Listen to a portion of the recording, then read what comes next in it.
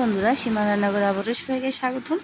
দেখুন, এখানে আমি লেটে মাছ নিয়েছি। কারা কারা এই মাছটা কী নামে পরিচিত অবশ্যই আমাকে কমেন্ট করে জানাবেন। মাছগুলো একদম জ্যান্ত ছিল। এগুলো আমি আগে ভালো করে কেটে পরিষ্কার করে নিয়েছি। দেন এখানে আমি আজকে বাড়ির সবজি, বাড়ির টমেটো আর বাড়ির বেগুন, আলুটা বাজারে ছিল, দিলাম। এবার মাছগুলো আমি হালকা ভেজে নেব। এবারে যা মশলা লাগবে সবটা দেখিয়ে দেব। দেন অল্প একটু তেল দিয়ে আলুগুলো আগে ভেজে নেব।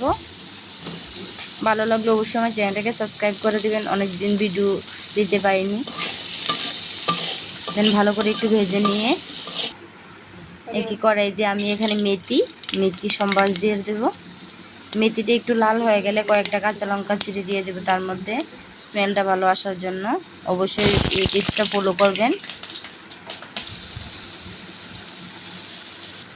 দেন এখানে আমি যে সবজিগুলো ভেজে রেখেছিলাম সব সবজিগুলো দিয়ে দেবো। দিয়ে ভালো করে একটু নাড়াচাড়া করে নেব। পরিমাণ মতো নুন আর হলুদ দিয়ে দিয়েছি। এবার আমি টমেটোগুলোও দিয়ে দেব। দেন ভালো করে একটু কষিয়ে নেব।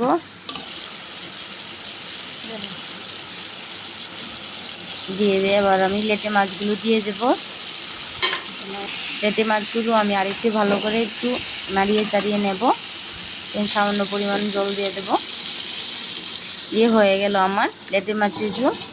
কে কে খেতে ভালোবাসেন অবশ্যই আমাকে একটা কমেন্ট করে যাবেন।